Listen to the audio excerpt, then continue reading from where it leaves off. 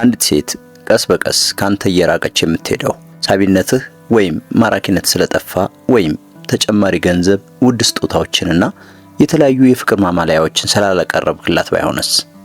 ከሁሉም በላይ የምትፈልገው ነገር እጅግ የጠለቀ ሌላ ነገር ቢሆንስ? አእምሮዋ እንደ እውነተኛ ግንኙነት፣ የደህንነት ስሜትና የዋጋ መሰጠት ምልክት አድርጎ የሚተረጉመው ጥልቅ ነገር ቢኖርስ? ምክንያቱም ብዙ ሰዎች የማይረዱት አንድ ትልቅ እውነት አለ። አንዲት ሴት ልታፈቅርህ ትችላለች፣ ነገር ግን ከአንተ ጋር እየኖረች አሁንም የብቸኝነት ስሜት ሊሰማት ይችላል።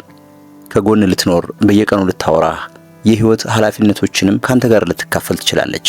ነገር ግን በውስጧ አሁንም በስውር እንዲህ እያለች ራሷን ትጠይቃለች፣ እሱ አሁንም እኔን ይመርጠኛል እያለች እና ያ ጥያቄ ለረጅም ጊዜ መልስ ሳያገኝ ሲቀር የሆነ ነገር መለወጥ ይጀምራል። ይበልጥ ጸጥተኛ ልትሆን ትችላለች። የፍቅርና የቅርበት ስሜቷ ሊቀንስ ይችላል። በስሜት ደረጃ ካንተ ጋር መሆኗ ሊቆም ይችላል። አንተ ደግሞ ይህች ሴት ተለውጣለች ብለህ ታስብ ይሆናል። ነገር ግን አብዛኛውን ጊዜ እሷ አልተለወጠችም። ግንኙነታችሁ በቀላሉ ድሮ ይሰጣት የነበሩትንና ካንተ ጋር በጥልቅ እንድትገናኝ ያደርጓት የነበሩትን የተወሰኑ የስነ ልቦና ፍላጎቶች ማሟላት አቁመዋል ማለት ነው። ዛሬ ሴቶች በግንኙነት ውስጥ በጥልቅ የሚፈልጓቸውን 5 ዋና ዋና ነገሮች በዝርዝር እናያለን። የምንጀምረው ደግሞ ብዙ ጊዜ የተሳሳተ ግንዛቤ ከሚወሰድበት አንዱ ነው፣ በጥልቅ የመፈለግ ስሜት እንዲሰማት ማድረግ። እናም የፍላጎትና የመሳብን ስሜት የምትረዳበትን መንገድ ሙሉ በሙሉ ሊለውጥ የሚችልን አንድ ልዩነት በመለየት እንጀምር። መወደድና የመፈለግ ስሜት መሰማት ሙሉ በሙሉ አንድ አይነት ነገሮች አይደሉም። አንዲትን ሴት በጥልቅ ልታፈቅራት ትችላለህ። የሚያስፈልጋትን ነገር ሁሉ ልታሟላላት ትችላለህ። ታማኝና ኃላፊነት የሚሰማ ልትሆን ትችላለህ። አብራችሁም ህይወትን ልትገነቡ ትችላላችሁ። ነገር ግን የህይወት አጋርህ አሁንም እሱ የእውነት አሁንም እኔን ይፈልገኛል ስትል ትጠይቅ ይሆናል። ለ6 ዓመታት አብረው የኖሩ ጥንዶችን እንደ ምሳሌ እንውሰድ። በመጀመሪያዎቹ ጊዜያት ወንዱ ሁሉንም ነገር ያስተውላል። ፈገግታዋን፣ አዲስ ልብሷን፣ ትንንሽ ልማዶቿን ሳይቀር ያያል። እሷን የሚያይበት መንገድ ልዩ ነው። ከእሷ ጋር ጊዜ ለማሳለፍ ጥረት ያደርጋል። ስለ እሷ የሚወደውን ነገር በግልጽ ይነግራታል። ነገር ግን ዓመታት ያልፋሉ። ግንኙነቱ የተለመደ የዘወትር ተግባር ይሆናል። እሷ አሁንም ያፈቅራታል። ነገር ግን ለሷ ያለውን ፍላጎትና መሳብ መግለጹን ያቆማል። ሙገሳዎች ይቀንሳሉ። ስለሷ ያለው ጉጉት ይበርዳል። ወደ ክፍሉ ስትገባ ያለው ደስታ ቀስ በቀስ ይረሳል። ምንም አይነት የተለየ ወይም አስደንጋጭ ነገር አልተፈጠረም። ክህደትም አልነበረም። ትልቅ ጭቅጭቅም አልነበረም። ነገር ግን የሆነ ቀስ በቀስ የጠፋ ነገር አለ። የመመረጥ ስሜት። ስነ ልቦና ትኩረት የሚያደርገው እዚህ ጋር ነው። የሰው ልጅ ለግንኙነትና ለቅርበት ትልቅ ስነ ልቦናዊ ፍላጎት አለው። ከሌላ ሰው ጋር የመገናኘት፣ በሌላው ሰው ዘንድ አስፈላጊ የመሆን ስሜት። በፍቅር ግንኙነት ውስጥ ያ ወደ አንድ ቀላል ስሜታዊ ጥያቄ ይተረጎማል። እኔ አሁንም ለሱ ልዩ ነኝ ወደሚል። እንግዲህ ፍላጎት ወይም መሳብ በአካላዊ ገጽታ ላይ ብቻ የማያተኩረው ለዚህ ነው። አንዲት ሴት ማራኪ የመሆን ስሜት እንድታገኝ ልትፈልግ ትችላለች። አዎ፣ ነገር ግን በባህሪዋ፣ በብልህነቷ፣ በቀልዷ፣ በሞቀ ስብዕናዋ፣ በዓላማዋ ወይም በፈጠራ ችሎታዋ ልትደነቅም ትፈልጋለች። እነዚህን ሁለት ንግግሮች አነጻጽራቸው። ቆንጆ ነሽ እና አእምሮሽ የሚሰራበትን መንገድ እወደዋለሁ የሚሉትን ሁለት ንግግሮች። የመጀመሪያው እና ቆንጆ ነሽ የሚለው ገጽታን ያደንቃል። ሁለተኛው ደግሞ አንቺ ማን እንደሆንሽ በዓይኖቼ እስከ ውስጥሽ ድረስ ዘልቄ አያለሁ፣ እረዳሻለሁ የሚል መልእክት ያስተላልፋል። ይህኛው እጅግ የጠለቀ ነው። እዚህ ጋር የሚሰራ ሌላ የስነ ልቦና መርህ አለ፣ አዲስነትና ትኩረት። በግንኙነት መጀመሪያ ላይ አብዛኛው ነገር አዲስ ሆኖ ይሰማሃል። አእምሮህ ያችን ሴት ገና እንደተለመደ አድርጎ ስላላሰባት ይበልጥ ታስታውሳታለህ። ነገር ግን መላመዱ እየጨመረ ሲሄድ ትኩረት ሊቀንስ ይችላል። ያ ተፈጥሯዊ ነው። ችግሩ መላመዱ አይደለም። ችግሩ መላመዱ ወደ አለመተያየት እንዲቀየር መፍቀድ ነው። ስለዚህ አንዳንዴ ልታደርገው የምትችለው በጣም ጤናማው ነገር አጋርህን እንደገና ሆን ብለህ ማስተዋል ነው። ስትናገር ያት የተወሰነ ነገር ላይ አተኩራ መስግናት። የእውነት የምትደነቅበትን ነገር ንገራት። ምንም አይነት ምላሽ ሳትጠብቅ ፍቅርህን አስቀድመህ አሳያት እና አንዳንዴ ደግሞ በቀላሉ ካሳለፍነው ያ ሁሉ ነገር በኋላ አሁንም እኔ አንቺን በመምረጤ ደስተኛ ነኝ በላት። ምክንያቱም በረጅም ጊዜ ግንኙነት ውስጥ ካሉ እጅግ ኃይለኛ ልምዶች አንዱ በቀላሉ እሱ ያፈቅረኛል የሚለው አይደለም። ይልቁንም እሱ አሁንም እኔን ይመርጠኛል የሚለው ነው። ነገር ግን አንድ ችግር አለ። የመፈለግ ስሜት ብቻውን በቂ አይደለም። ምክንያቱም አንዲት ሴት ተፈላጊነት ቢሰማትም እንኳን በስሜት ደረጃ ደህንነት ካልተሰማት ግንኙነቱ አሰልችና አድካሚ ሊሆንባት ይችላል። ይህ ደግሞ ወደ ቁጥር 2 ይወስደናል። በስሜት ደረጃ የደህንነት ስሜት እንዲሰማት ማድረግ። አንዲት ሴት ለአጋሯ ያስቀየማትን ነገር ልትነግረው እንደፈለገች አስብ። ተጨንቃለች። ነገሩ ወደ ጭቅጭቅ ሊቀየር እንደሚችል ታውቃለች። ነገር ግን ቢሆንም ለመናገር ትወስናለች። ትላንት ያደረግከው ነገር የእውነት አሳዝኖኛል፣ አስከፍቶኛል ትላለች። አጋሯ ደግሞ ወዲያውኑ እንዲህ ብሎ ይመልሳል። አንቺ በጣም ስሜታዊ ነሽ፣ ሁልጊዜ ትነጫነጫለሽ፣ ይሄ በጣም የሚገርም ነገር ነው ይላታል። አሁን ይህ ነገር በተደጋጋሚ ሲከሰት አስበው። በመጨረሻ ምን ይከሰታል? ማውራቷን ልታቆም ትችላለች። በውስጧ የተሰማት ስሜት ስላቆም አይደለም፣ ነገር ግን አእምሮዋ እዚህ ቦታ ስሜቴን በግልጽ መናገር ደህንነቱ የተጠበቀ ወይም ልክ አይደለም የሚለውን ስለተማረ ነው። የስሜታዊ ደህንነት የስነ ልቦና መሰረት ይሄ ነው። ስሜታዊ ደህንነት ማለት አጋርህ የምትናገረውን ሁሉ መስማማት ማለት አይደለም። አለመስማማትን ማስወገድ ማለትም አይደለም። ጤናማ ጥንዶች ይጋጫሉ። ልዩነቱ እንዴት እንደሚጋጩ ነው። እኔ ነገሩን በተለየ መንገድ ነው የማየው፣ ነገር ግን ያ ነገር ለምን እንዳስቀየመሽ ይገባኛል ልትል ትችላለህ። ይህ አብደሻል እንዴ ከሚለው አስደንጋጭ ምላሽ ሙሉ በሙሉ የተለየ ነው። የመጀመሪያው የሰውን ክብር ይጠብቃል፣ ሁለተኛው ደግሞ ያሳንሰዋል። ይህ ከቁርኝት ንድፈ ሐሳብ ጋር በጥብቅ ይገናኛል። ደህንነታቸው የተጠበቁ ግንኙነቶች የሚያድጉት አጋሮች እርስ በርሳቸው ምላሽ የሚሰጣጡ፣ ዝግጁ የሆኑና የሚደጋገፉ ሆነው በተደጋጋሚ ሲገኙ ነው። ስለ ግልጽነት አስብ። አጋርህ በራስ የመተማመን ስጋት ያለባትን ነገር ትነግርሃለች። ምናልባት ስለ ውድቀቷ፣ በቂ እንዳልሆነች ስለተሰማት ፍርሃት፣ ወይም ለብዙ ሰዎች ተናግራ የማታውቀውን ነገር ታካፍልሃለች። ያ መረጃ የእምነት ምልክት ነው። በኋላ ላይ በጭቅጭቅ ወቅት በሷ ላይ ያንን እንደ ጦር መሳሪያ ከተጠቀምክበት ለአእምሮዋ ትልቅ ትምህርት አስተምረዋል። ስሜትን ክፍት ማድረግና አውጥቶ መናገር አደገኛ ነው የሚል ትምህርት እና አንድ የግልጽነትን ወይም ስሜትን ክፍት ማድረግ ከተሸረሸረ ስሜታዊ ቅርበት እጅግ አዳጋች ይሆናል። ስለዚህ ስሜታዊ ደህንነት ወሰኖችን ይፈልጋል። በግጭት ወቅት አጋርህን አታዋርዳት። በስውር የነገረችን ድክመት እንደ ጦር መሳሪያ ትጠቀምበት። እያንዳንዱን አለመስማማት ወደ ስብዕና ጥቃት አትቀይረው። ከሁሉም በላይ ደግሞ እንዴት ማስተካከል እንደምትችል ተማር። ምክንያቱም እያንዳንዱ ጥንድ አንዳንዴ እርስ በርስ መጎዳዳቱ አይቀሬ ነው። ጥያቄው መቼም አንጎዳዳም የሚለው አይደለም። የተሻለው ጥያቄ ከተጎዳዳም በኋላ ምን ይከሰታል የሚለው ነው። ይቅርታ መጠየቅ ትችላለህ? ማዳመጥ ትችላለህ? ወዲያውኑ ራስን ሳትከላከል ያጋርህን ስሜት ማመን ትችላለህ? ላስቀየምሽ አስቤ አልነበረም፣ ነገር ግን እንዳስቀየምኩሽ ይገባኛል ማለት ትችላለህ? ያቺ አረፍተ ነገር ክርክርን ሙሉ በሙሉ ልታበርድ ትችላለች። ምክንያቱም ስሜታዊ ደህንነት ማለት አንተ መቼም አታስቀይመኝም ማለት አይደለም። ይልቁንም ብታስቀይመኝ እንኳን ወደ እርስ በርስ ግንኙነታችን የምንመለስበትን መንገድ ማግኘት እንደምንችል አምናለሁ ማለት ነው። እናም አንዲት ሴት ስሜቷን ክፍት ለማድረግ በቂ ደህንነት ከተሰማት ሌላ ነገር አስፈላጊ ይሆናል። በአካል ብቻ ሳይሆን በስነ ልቦና ደረጃ በትክክል እዚያ እንዳለህ ሊሰማት ይገባል። ያ ደግሞ ቁጥር 3 ነው። እውነተኛ ትኩረትን ማግኘት። ስልኩን ደጋግሞ ከሚያይ ሰው ጋር የተነጋገርክበትን የመጨረሻ ጊዜ አስብ። አዎ እየሰማሁ እኮ ነው ይላል፣ ነገር ግን አይኖቹ ሌላ ቦታ ናቸው። ምን እንደተሰማ ታውቀዋለህ። አሁን ደግሞ ተቃራኒውን አስብ። ማውራት ትጀምራለህ። ስልካቸውን አስቀምጠው ፍዝዝ ብለው ያዩሃል። ከሳምንታት በፊት የነገርካቸውን ነገር ሁሉ ያስታውሳሉ። ተከታይ ጥያቄም ይጠይቁሃል። በድንገት ንግግሩ ሙሉ በሙሉ የተለየ ስሜት ይሰጥሃል። ለምን? ምክንያቱም ትኩረት እንዲህ የሚል መልእክት ያስተላልፋል። አንተ ትልቅ ቦታ አለህ የሚል መልእክት ያስተላልፋል። የግንኙነት ተመራማሪዎች ስለ ምላሽ ሰጭነት የሚያወሩበት አንዱ ምክንያት ይሄ ነው። እኛ በቀላሉ አንድ ሰው ቃላቶቻችንን እንዲሰማ ብቻ አንፈልግም። የውስጥ ዓለማችንን እንደተረዱት ሊሰማን እንፈልጋለን። አንዲት ሴት እንዲህ ስትል አስብ።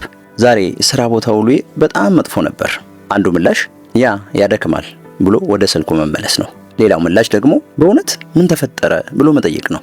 እሷ ታስረዳለች። ከዚያም አንተ ይህ ባለፈው ሳምንት ስለነገርሽኝ ሁኔታ ነበር ብለህ ትጠይቃታለህ። ያቺ ትንሿ ዝርዝር ነገር ትልቅ ልዩነት ታመጣለች። ለምን? ምክንያቱም አሁን ሁሉ ነገርሽን አስታውሳለሁ እያልካት ነው። ያ ደግሞ ጥልቅ ግንኙነትን ይፈጥራል። ይህ ደግሞ የግንኙነት ተመራማሪው ጆን ጎትማን ለግንኙነት የሚደረጉ ጥሪዎች ብለው ከገለጿቸው ነገሮች ጋር ይገናኛል። ጥሪው የግድ ትልቅ መሆን የለበትም። ለምሳሌ እነዚህ ሊሆኑ ይችላሉ። ይህንው ዛሬም እንደተፈጠረ ገምት፣ ና ከኔ ጋር ተቀመጥ፣ ያናየኸው አንድ ነገር ልንገርህ የሚሉ ሊሆኑ ይችላሉ። እነዚህ ትንንሽ የቅርበት ጥሪዎች ናቸው። ግንኙነት ሁል ጊዜ በእነሱ የተሞሉ ናቸው። ወደ አጋርህ በመዞር ምላሽ መስጠት ትችላለህ። ቸል ልታደርጋቸው ትችላለህ፣ ወይም ውድቅ ልታደርጋቸው ትችላለህ። አንድ ቅጽበት ግንኙነትን አያፈርስም፣ ነገር ግን ልማዱ አስፈላጊ ነው። አንድ ሰው በተደጋጋሚ ወደ አንተ እጁን ሲዘረጋና በተደጋጋሚ ቸልተኝነት ከተሰማው ስሜታዊ ርቀት በስውር ያድጋል። ስለዚህ ተግባራዊ የምታደርገውን ነገር ልስጥህ። አጋርህ አስፈላጊ ነገር ስትነግርህ ወዲያውኑ ችግሩን ለመፍታት አትሩጥ።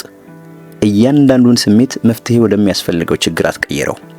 አንዳንዴ እንዲህ ብለህ ጠይቃት፣ ምክር ትፈልጊያለሽ ወይስ እንድሰማሽ ብቻ ነው የምትፈልጊው በላት። ያ በሚያስገርም ሁኔታ ኃይለኛ ጥያቄ ነው። ምክንያቱም አንዳንዴ አጋር ህይወቷን እንድታስተካክልላት እየጠየቀች አይደለም፣ ወደ እሷ ስሜትና ልምድ እንድትገባ እየጠየቀች ነው። ይህ ደግሞ ወደ ቁጥር 4 ያደርሰናል። ምክንያቱም ትኩረት ስሜታዊ ግንኙነትን ይፈጥራል። ፍቅርና እንክብካቤ ደግሞ ያንን ግንኙነት በየቀኑ ህይወት ውስጥ ያጠናክሩታል ወይም ህይወት እንዲዘሩ ያደርጉታል። እናም አራተኛው የፍቅርና የንክኪ ስሜትን መልመድ ነው። ፍቅርና እንክብካቤ ሰዎች እንዲህ የሚሉበት ከሁሉ ይበልጥ ቀላል ከሆኑ መንገዶች አንዱ ነው። እኛ ቅርብ ነን የሚሉበት ማቀፍ፣ እጅ መያያዝ፣ ጎን ለጎን መቀመጥ፣ በትከሻ ላይ ለስላሳ ንክኪ ማድረግ፣ በሽኝት ጊዜ መሳሳም፣ ከከባድ ቀን በኋላ የሚደረግ ሞቅ ያለ እቅፍ። እነዚህ ትንንሽ ቅጽበቶች ትርጉም የሌላቸው ሊመስሉ ይችላሉ። ነገር ግን ግንኙነቶች የሚገነቡት በትልልቅ ኩነቶች ብቻ አይደለም፣ በሺዎች በሚቆጠሩ ትንንሽ ግንኙነቶች ጭምር ነው። ይህ ከቁርኝት ንድፈ ሐሳብ ጋር ይገናኛል። ምክንያቱም አካላዊ ቅርበት ጥንዶች እርስ በርሳቸው የሚያበለጽጉት የስሜታዊ ቋንቋ አካል ሊሆን ይችላል። ነገር ግን አንድ አስፈላጊ ልዩነት አለ። ጤናማ ፍቅር የንግድ ልውውጥ አይደለም። ፍቅርና እንክብካቤ የሚመጣው አንድ ሰው የሆነ ነገር ሲፈልግ ብቻ ከሆነ ትርጉሙ ሊቀየር ይችላል።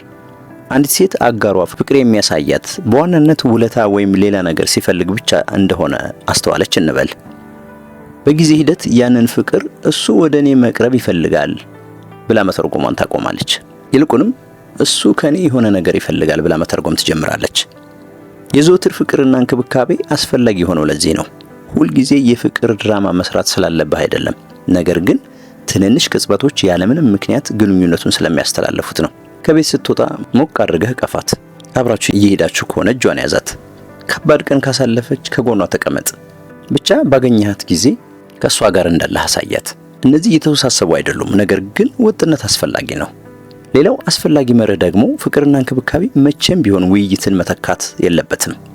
የሆነ ነገር ከተበላሸ ችግሩ በማቀፍ ብቻ አይፈታም። ነገር ግን ውይይትና ፍቅር አብረው ሲኖሩ እርስ በርስ ሊጠናከሩ ይችላሉ።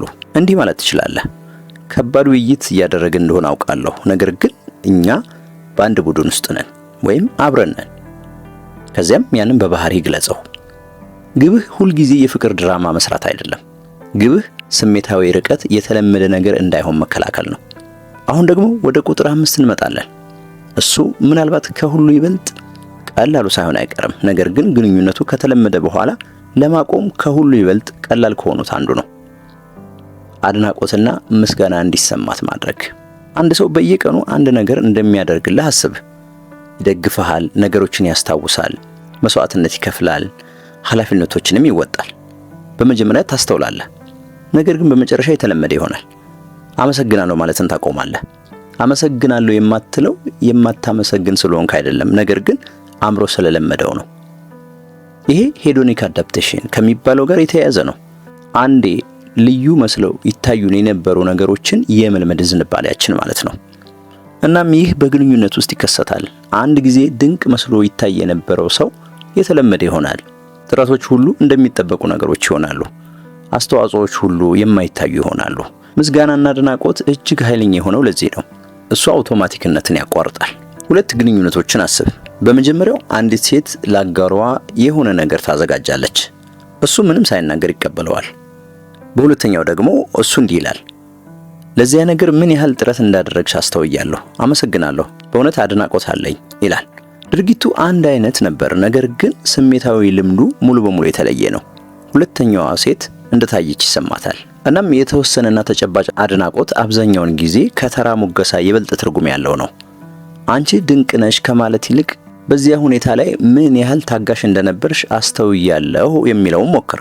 ሁልጊዜ ትንንሽ ነገሮችን የምታስታውሽበትን መንገድ አደንቃለሁ በላት። ለምታደርጊው ነገር ቃላት ያጥረኛል፣ ነገር ግን በእውነት በጣም አደንቅሻለሁ በላት። እነዚህ ነገሮች የሚያስተላልፉትን መልእክት በደንብ ልብ በል። ማስተዋልን ያሳያሉ። ባዶ ሙገሳ እየሰጠህ አይደለም፣ ትኩረት እንደምትሰጥ እያሳየህ ነው። እናም አድናቆት ግንኙነትን ካደገኛ የስነ ልቦና ሽግግር ይጠብቃል። መጠበቅ ምስጋናን እንዳይተካ ይከላከላል። እሷ ይህን ማድረግ አለባት፣ ያ የእሷ ስራ ብቻ ነው ብለህ ማመን የጀመርክበት ቅጽበት አንድ ጊዜ ግንኙነቱን ልዩ ያደረገውን ነገር ቀስ በቀስ ማድነቅህን ልታቆም ትችላለህ። ስለዚህ አንድ ነገር ሳታጠፋ በፊት ዋጋውን ወቀው፣ እዚያው እያለ አስተውለው። አሁን አምስቱንም በአንድ ላይ እንሰብስባቸው። ቁጥር 1 ላይ በጥልቅ የመፈለግ ስሜት እንዲሰማት ማድረግ ነው። አብራችሁ ካለፋችሁት ነገር ሁሉ በኋላ አሁንም እሷን እንደምትመርጣት ማወቅ ትፈልጋለች። በቁጥር 2 ስሜታዊ ደህንነት መስጠት ነው። ግልጽነቷን በእሷ ላይ እንደ ጦር መሳሪያ እንደማትጠቀምበት ማወቅ ትፈልጋለች። በቁጥር 3 ላይ ያየኑ እውነተኛ ትኩረትን ነው። ስትናገር አንተ በእውነት እዚያ እንዳለህ እንዲሰማት ትፈልጋለች። በቁጥር 4 ላይ ፍቅርና እንክብካቤን አይተናል። ስሜታዊ ቅጽበት አሁንም እንዳለ የሚገልጹ የዘወትር ማስታወሻዎችን ትፈልጋለች። በቁጥር 5 ላይ ደግሞ አድናቆትንና ምስጋናን ትፈልጋለች። ጥረቷ የማይታይ እንዳልሆነ ማወቅ ትፈልጋለች። እናም አንድ አስደሳች ነገር አስተውል። ከነዚህ መካከል አንዳቸውም ፍጹም እንድትሆን አይጠይቁህም። አንዳቸውም ውድ ስጦታዎችን አይጠይቁም። አንዳቸውም የሆነ ግዙፍ የፍቅር ድራማ እንድትፈጽም አይጠይቁም። ግንኙነት የሚገነባው በተደጋጋሚ ቅጽበቶች ነው። አንድ ውይይት፣ አንድ ሙገሳ፣ አንድ ቸል የተባለ የግንኙነት ጥሪ፣ አንድ የፍቅር እንቅስቃሴ፣ አንድ የምስጋና ቅጽበት፣ አንድ የስሜታዊ ደህንነት ቅጽበት። በጊዜ ሂደት እነዚያ ቅጽበቶች የግንኙነቱ ስሜታዊ አየር ሁኔታ ይሆናሉ። ስለዚህ አንዲት ሴት ከጤናማ ግንኙነት በትክክል ምን እንደምትፈልግ እያሰብክ ከሆነ ይህንን ብቻ አትጠይቅ። ምን ልሰጣት እችላለሁ አትበል። የበለጠ የጠለቀ ነገር ጠይቅ። እንዲህ ብለህ ከኔ ጋር ስትሆን በቋሚነት ምን አይነት ስሜት ይሰማታል? የመመረጥ ስሜት ይሰማታል? የደህንነት ስሜት ይሰማታል? የመደመጥ ስሜት ይሰማታል? ወደ እኔ የመቅረብ ስሜት ይሰማታል? የመደነቅና የመመስገን ስሜት ይሰማታል? ምክንያቱም ፍቅር በቀላሉ የምትናገረው ነገር ብቻ አይደለም፣ ሌላኛው ሰው በተደጋጋሚ የሚያጋጥመውና የሚሰማው ነገር ነው። እና አንዳንዴ ከሁሉ ይበልጥ ጠንካራው ግንኙነት እጅግ የጎላ የፍቅር ድራማ ያለው አይደለም፣ ሁለት ሰዎች 5 ቀላል መልእክቶችን በተደጋጋሚ የሚያስተላልፉበት ነው። እኔ አሁንም አንቺን እመርጥሻለሁ፣ ከኔ ጋር ደህና ነሽ፣ እየሰማውሽ ነው፣ ወደ አንቺ መቅረብ እፈልጋለሁ እና ላንቺ ያለኝን ቦታ እንደ ተራ ነገር አልቆጥረውም የሚሉ። የዛሬው ቪዲዮ ይህን ይመስል ነበር። ይህ እይታ ጠቃሚ ሆኖ ካገኘው ቪዲዮውን ላይክ አድርገው። ለተጨማሪ በስነ ልቦና ላይ የተመሰረቱ የግንኙነት ዕውቀቶች ቻናሉን ሰብስክራይብ አድርግ። እናም በኮሜንት ላይ ከነዚህ 5 ውስጥ ጥንዶች ከሁሉ በላይ ቸል ይሉታል ብለህ የምታስበው የትኛውን ነው? ሐሳብን አጋራኝ። በሚቀጥለው ቪዲዮ እስከምንገናኝ ድረስ ሰላም።